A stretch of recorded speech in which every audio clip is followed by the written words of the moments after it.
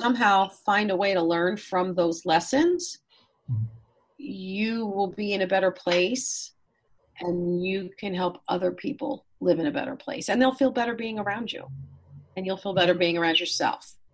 And Absolutely. I think that shift, it's not marketing, right? It's not sales training, but yet when you own that piece of the shift, everything else is better. That's right. It's lifestyle training as far as I'm concerned.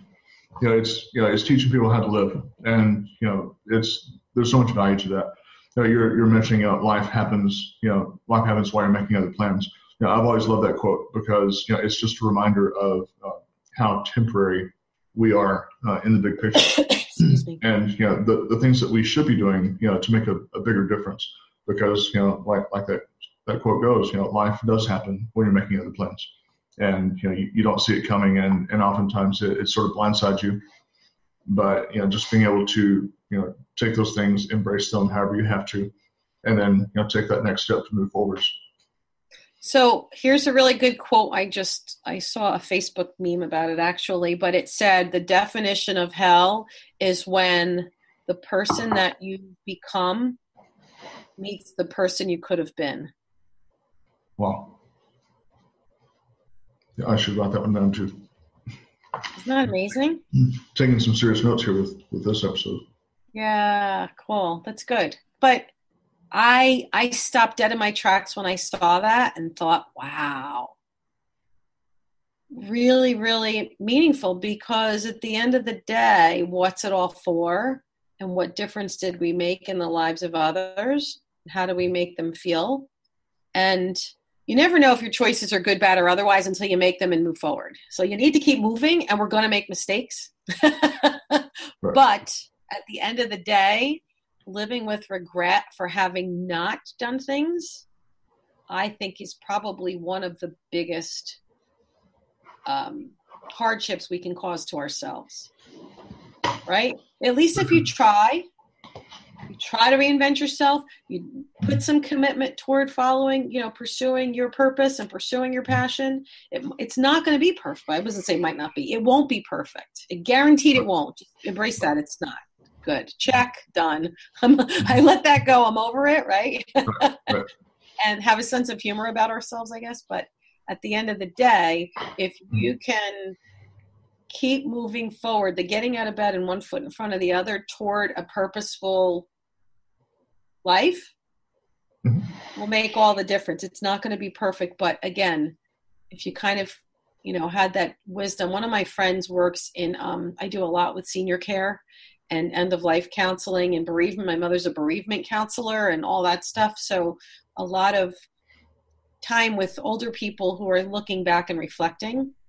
Sure. And they don't typically mourn the things that didn't go well. They mourn the things they never tried. True. That's a good point. Right. So I guess I'm the firecracker that helps people when they're at that point of, what do I do? I think I should do something different, and how do I do it? And that's kind of a fun, I just fell in and realized that that's kind of my spot, right at that pivot, right at that transformation. Mm-hmm. Because it's scary enough to figure out if you're supposed to do something next. I'm supposed to like what I'm doing. Why do I keep feeling like there's a calling? I'm supposed to do something different. Like my client, Gianna, she was working for the March of Dimes as a community director, and she sat in a diner crying, sobbing. Why do I feel like God's tapping me on the shoulder? There's something bigger I'm supposed to do. I don't know what the heck that is. I don't know what I'm supposed to do with it. But I'm telling you, it's loud and clear. What on earth is wrong with me? What do I do? And she was just crying and crying. And she just got announced. This was 2 years ago. We incorporated the nonprofit. We launched that December. So in 6 months, we had the whole nonprofit launched. She just was awarded the LPGA, the Global LPGA, named her one of the top 22 disruptors in the golf world. Wow.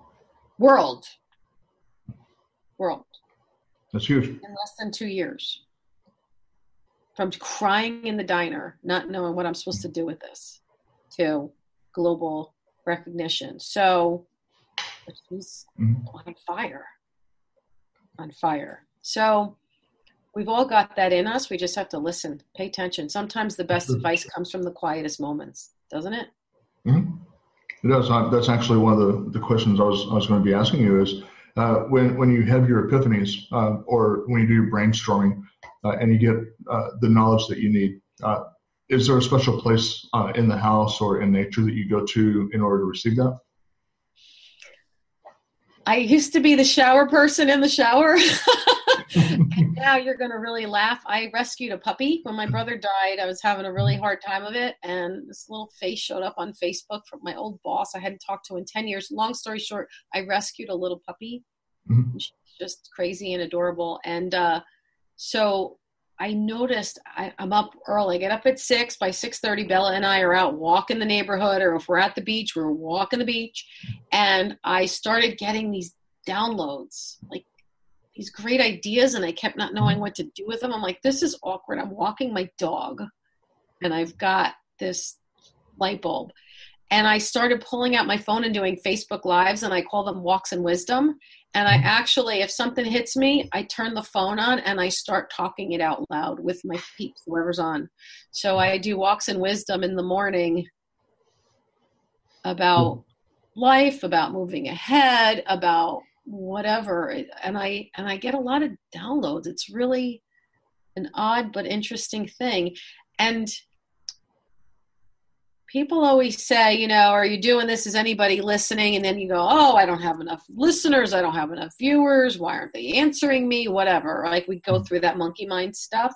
Right. Except people now say to me all the time, I loved what you said to me this morning. That touched me. I felt like your message came at the perfect day. I was up all night worrying about something and you just told me not to. And here's why. And all I'm doing is walking my dog and yapping in myself. So I've just started to honor it, and I do that. And now I guess what we'll do is start taking the downloads from it and repurpose some of the content and create other, whatever it's supposed to become. But yeah, that's my newest, Walks in Wisdom. I get all kinds of downloads from nature and walking my doggy.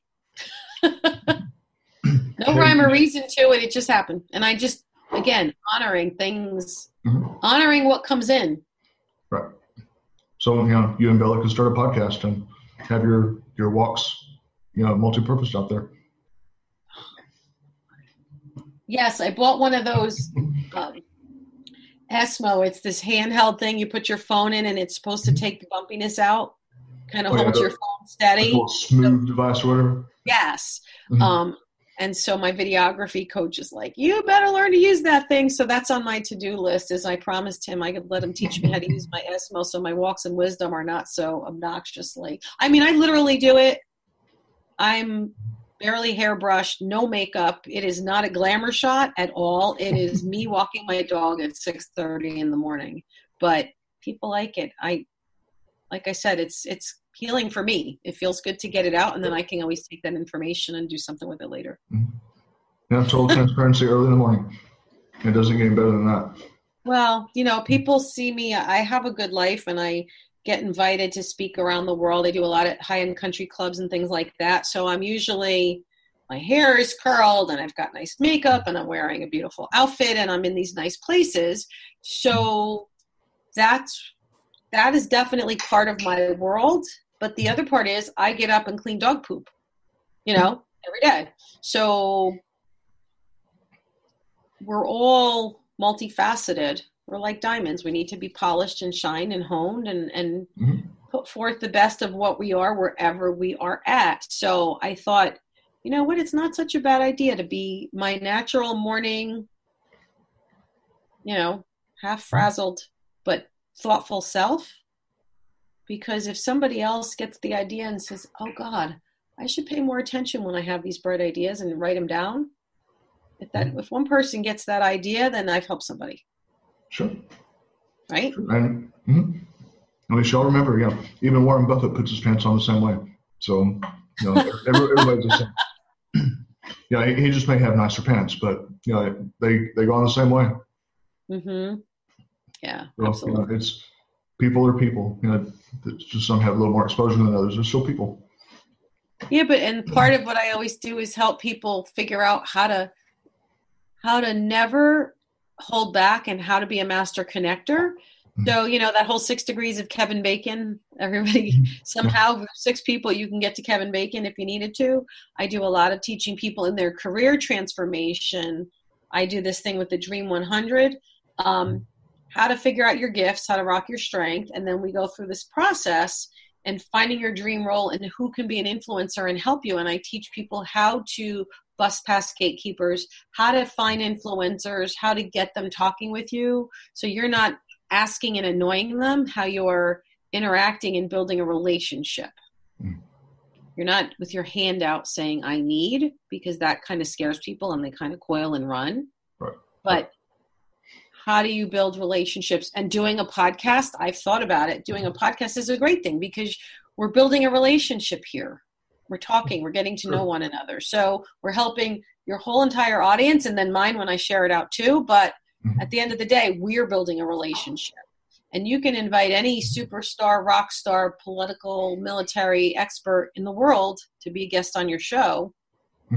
And you get to peel back the onion and get to know them better. So it's a great way. And I noticed that people with podcasts have that reciprocity. Oh, come be a guest on my podcast. Oh, you want to be a guest on mine? And I noticed that really helps also. Sure. So it's on my maybe to-do list. I'm trying to figure out what that might look like.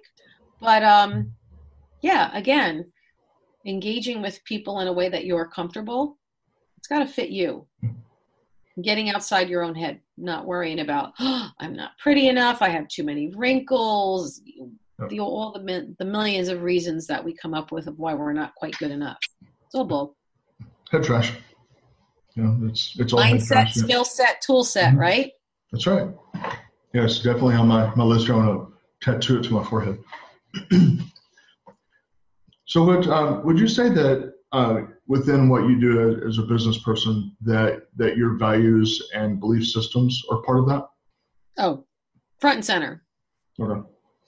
No doubt. And so I only know how to be my authentic self, and it's either going to completely resonate and we fall into this relationship kind of quickly, or I'm not the right flavor for you, and that's okay too. Right. But I very, very transparent. I have no poker face at all, to a fault, none. So what you see is what you get. When I get hired to be a professional motivational speaker around the world, I show up on stage. This is me. Right. My Thanksgiving table, this is me. So you feel like you're my friend because I give you the complete raw, here's who I am. And it's always about understanding what your audience wants. And what was the first thing I asked you before we came on the air? What does your audience want and need? Who's your audience and what do they want? What do they need? What are they worried about? How can we give them something that's of value to them, right? Sure. So I always worry about that first in context when I'm in I'll say a stage situation, like you're hiring me for X, or I'm going to be a speaker. I want to know who's in the seats and what's their biggest concern or worry and what would be a win when they walk out the door. Do I want them to change how they feel, how they perceive themselves? Do they want to be more trained at something? Right? And, but complete open book, and I am what I am, and I guess I don't apologize for it. I just come in with a disclaimer. I'm far from perfect. I do have a sense of humor, and I hope you do too, and we do the best we can. Yeah, I do the same thing as, what you see is what you get. And, I might sometimes be very forward, but it's for somebody's best interest that I'm that way. And so, I don't apologize for that. I just warn people ahead of time that I might be very direct and I might shock you, but, there's a reason behind it. So, if you can't handle that, that's okay. I know someone who's going to be a lot more gentle with you. I can refer you to, because that may not be the best person for me to work with. Right. And the same thing, I'm a spiritual person. I believe that God put us here for a reason. Right. I believe that we need to do the right thing for other people and that it's about more than just ourselves. And I'll make references to things, but I don't preach my brand of religion. It's not about that. It's about understanding that if you're divinely led and you believe, If you have faith, Right. whatever your faith is, I don't care about